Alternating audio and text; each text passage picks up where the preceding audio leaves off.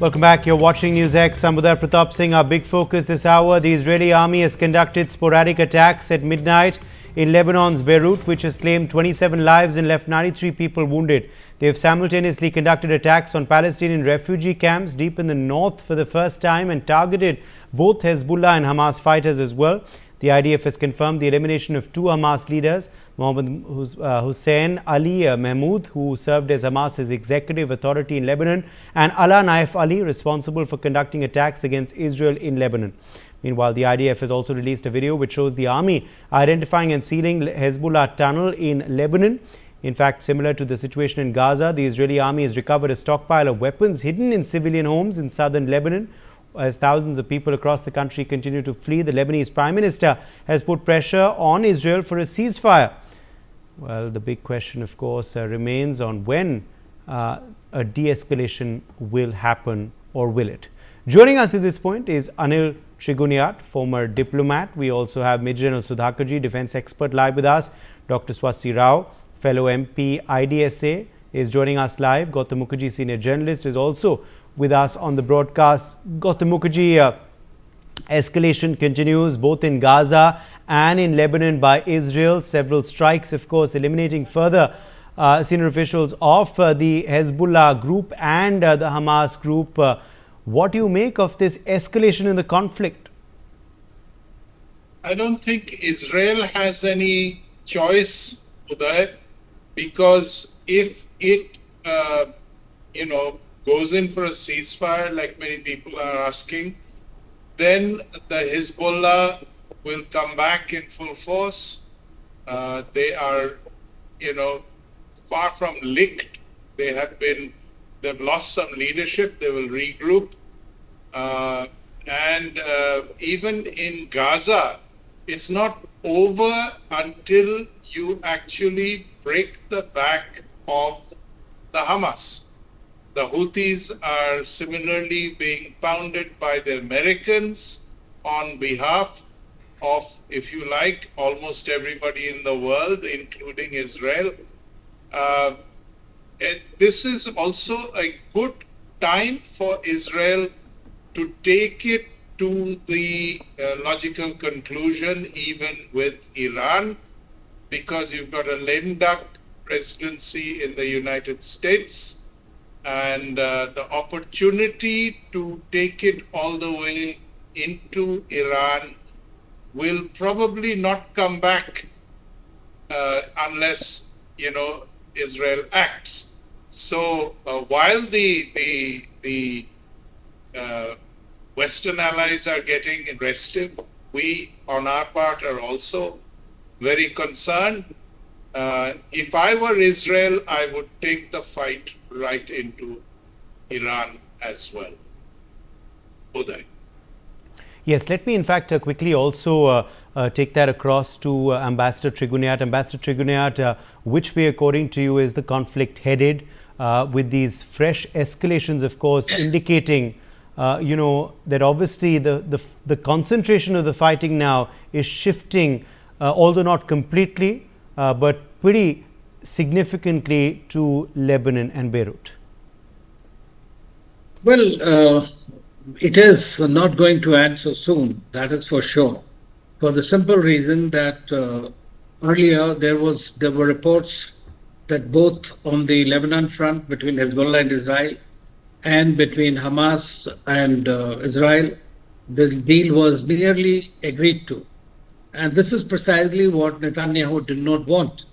And that's one reason that he, after decimating or virtually quite significantly the Hamas, he took on straight away the Hezbollah. And that was in a very smart way. What they did was they tried to have a psychological warfare through the pager operations and others, as well as taking out the top leadership of Hezbollah. Hezbollah is the strongest arm. But in my view today, a disorganized Hezbollah, where smaller commanders are leading different and holding charge of various arsenals and this and that, could be a far more dangerous thing. And you might be seeing the repeat of the 2006 and 1980s when Hezbollah came into picture. So it's not going to be that easy for Israel. if it goes all the way into the country. Besides, you have seen that the war has not made Israel any secure. Now, the only thing today we are looking at is that Israeli response to the Iranian strikes of October 5. Now, the extent of those will determine the course of future action by Iran, or if there is any possibility of stopping it somewhere. Now, it is easier to say that you will destroy Hamas, but has Israel destroyed Hamas? Hamas has become far more popular in the whole of Palestine. We might even be looking at some kind of an intifada once again, if excessive force is again used. And of course, France has recently come, US, everybody is not interested in the Lebanese war. And this war is going to be a very disastrous war once again, even for Israel. You know, Israel is not a very big country that in one part of the country you can have the war going on. But at the same time, it will be impacted if it is going to be hit by all the four H's, the Houthis, Hezbollahs, and the Hamas, as well as the Kataib Hezbollah from Iraq. So, which is all active today. And they are part of Iran's proxies. There is no doubt about it. Iran's external outreach has been dented, no doubt, with the Hezbollah leadership being virtually finished today, the top leadership. And Israel does have an upper hand, but it does not have an upper hand enough to be able to confront all of them when the international community is completely against him. He is antagonizing everyone. Today we saw what the kind of language he used against the French. And then he attacked the total gas facility in Lebanon. Now, these are the kind of things that are not going to help them in any way. I mean, you cannot live one country just like that, just because there is a problem, stasis in the United States and uncertainty. Yes, Major Sudhakar ji, come in here on on these latest strikes, what they signify, the intention of the IDF according to you, and in your analysis, what are we likely to see now in the next 48 to 72 hours in this region? Excellent, Uday. Thank you for getting me, and compliments to both the very distinguished panelists. And I admire what Gautam said, like a great soldier, he doesn't mind taking the battle into Iran and sort them out once and for all. Well, may that it happen the way it is being conceived or perceived. Allow me 2-3 minutes time so that I can dilate certain issues. Ladies and gentlemen, the first and foremost thing that comes to my mind today is 6th of October. Tomorrow is the 7th. The window gives just about 8 to 10 hours time. Anything devastating can take place. It is waiting to happen. If it doesn't happen, well, it's an army man's analysis going wrong. It is for good. I would give that benefit of allowance to my assessment. That is one thing. So anything disastrous or devastating can happen between now and tomorrow morning 6:30. One. Number two, we have a timeline of 5th of October, 5th of November, the elections in the US. This is the kind of a window which is cut out for Netanyahu. I, for one, Uday, you would agree with me, so as NewsX and the panelists, nobody in today's time, when the world is polarized, every country is militarized, the cost of living has gone up so much that the leading economies, the global north is suffering as much as that of global south, or even more than that. So therefore, there is no exception. Start from pandemic, thereafter Ukraine war, thereafter this. It is, I think the world has gone through enough of turbulence. It's time to actually make noise and bring peace at the earliest. There is no denying the fact. But having said that, let me just dilate as to what comes to my mind. This window of whatever time is left till 5th of November, I personally feel if Netanyahu is to be given his due credibility in the United Nations General Assembly, when the Prime Minister of Israel took up two maps, he showed two maps, a map of curse and a map of blessings. The map of blessings had an arc extending from Indian Ocean, Arabian Sea, from India, going right across to the Mediterranean, and the arc of curse had, the countries like Iran, Iraq, Syria and Yemen, it was painted black in color, and the Ark of Blessings had countries painted green in color to include Saudi Arabia, Egypt, you had Sudan and India. So why am I highlighting this is that here is a man, a statesman in the world order today, giving out the vision that where are you people heading to? If you are looking at 21st century rules-based international order, does terrorism have any place on the face of planet? If not, come join me. Let's all put our acts together, take the global order into some semblance of rules-based international order. If that be so, today they have actually migrated their center of gravity from Gaza to the north of Israel and south of Lebanon. Earlier, post 7th October 2023, their standoff weapon system is to fire at a range of 3 to 6 kilometers across the border. Today, Uday, they are firing almost to the extent of 28 to 30 kilometers across the border deep into Lebanon. Their ground forces have gone across the blue line. They're carrying out very selective surgical operations.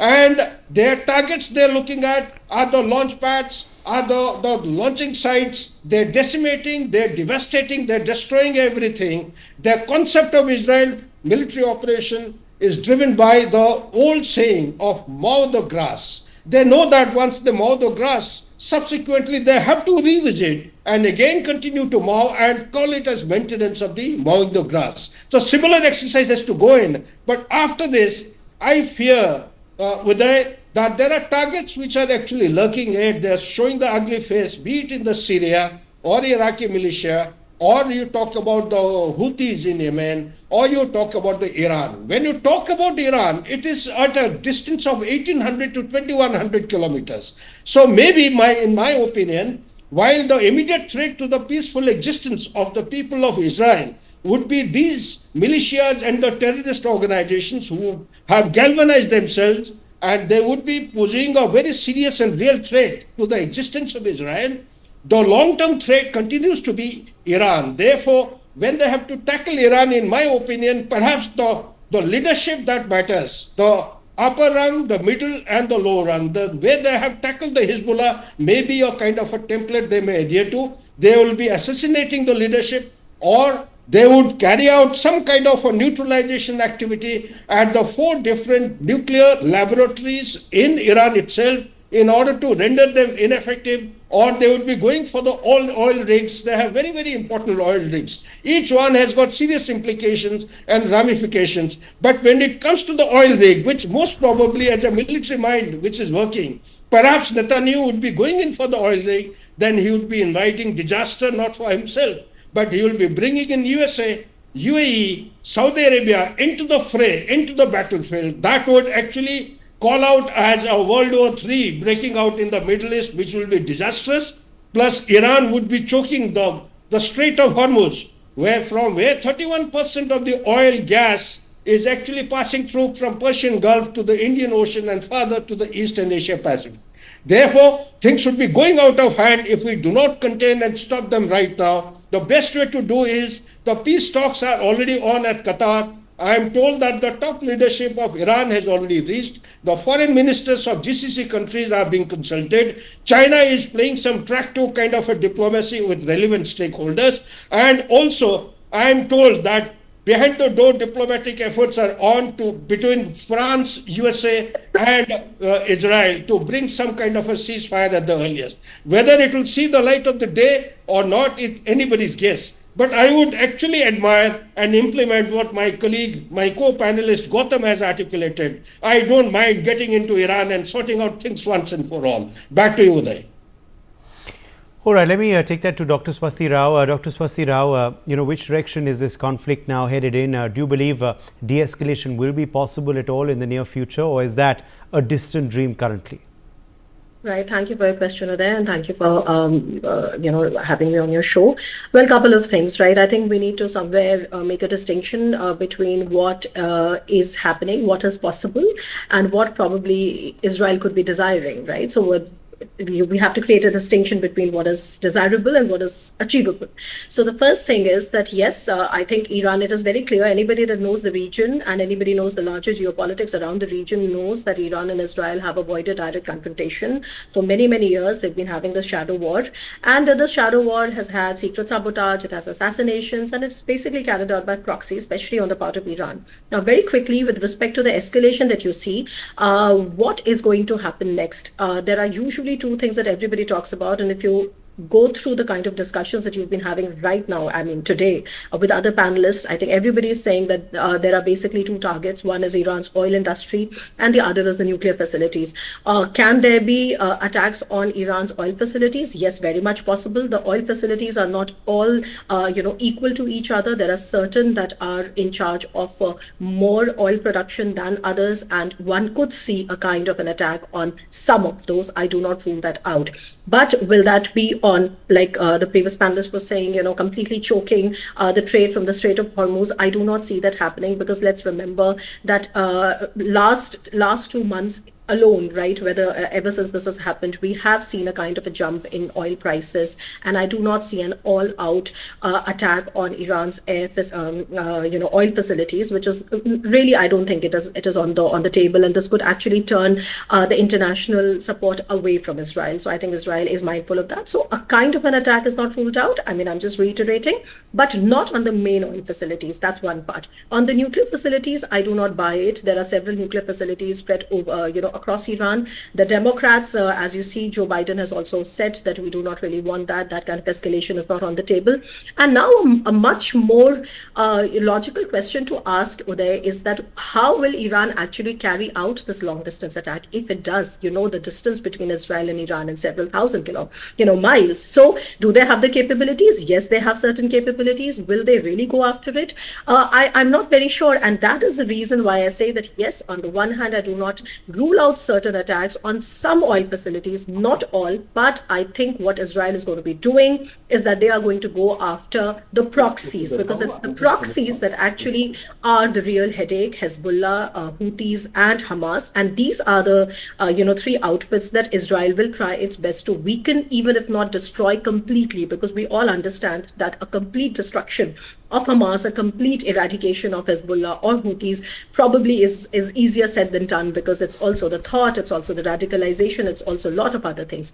But I personally do not think that Israel is going to stop short of it. Whether they're going to enter Iran, I honestly do not buy that, because ultimately it is about capabilities. What exactly are they going to enter Iran with? Okay, so that is something that needs to be kept in mind. And finally, I would say that I think what Israel would do, which is much more logical in my opinion, is that the Israelis would become much more. If you remember last few days, there was news of Israelis actually targeting a Russian base in Syria. So actually, if you go into the details of it, how have Hamas, Hezbollah, and Houthis, and especially Hamas and Hezbollah, where do they get their weapons from? Where do they get their money from? I mean, part of it, of course, is being channeled through Iran, but some of it is also coming directly. And that is why I see that one part of escalation, in my opinion, is that it could interlink these two different security theaters, that Middle East on the one hand and Europe on the other hand, because yes, now you have more and more,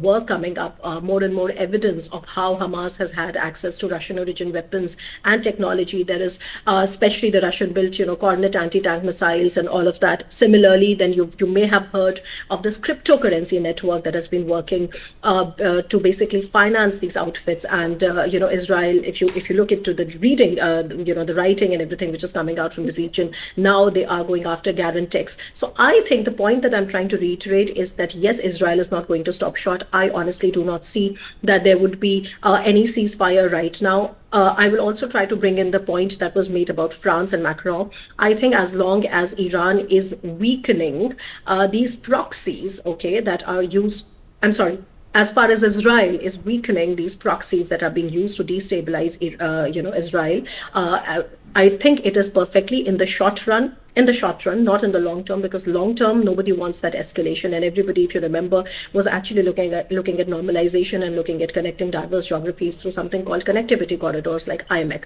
So that's where the long term interest is. But in the short term, because there have been this particular context, I think it is in everybody's interest, especially in the Western interest, to actually let Israel weaken these three proxies. Okay. Houthis, because the Red Sea trade has been getting affected, Hezbollah and all of that, because now there is just, you see that on the part of Israel, there is no longer this hesitation to actually take down bases which are, belonging to Russia. There's been, direct supply of weapons from that. It has never really been proved. But what I'm saying is that you do see that there's this interlinking of theaters. So, well, on the one hand, I do see that, Netanyahu was extremely politically incorrect when he actually said that. But on the other hand, in the short term, it is actually in the interest of the combined West to let Israel weaken it if it is coming. And if it is not coming at the cost of, a full-fledged war, because a full-fledged war, I do not really see that happening. It's plain and simple a matter of capabilities and whether Israel is really interested in going all the way into Iran. I really do not see that, that on the table. I mean, Israel had never said that destruction of Iran is in any way an objective of their state or their, political, so to say, aim. I don't think, Israel has ever said that. So I don't think it is going to go that far, and it is not in anybody's interest either. Back to you then. Yes, let me go back to Gautam Mukherjee. Now, Gautam, Lebanon is calling for a ceasefire. We've seen that demand being made by them, request being made by them, but is that likely to happen? Do you see that happening? What is likely to be the response to this Lebanese request?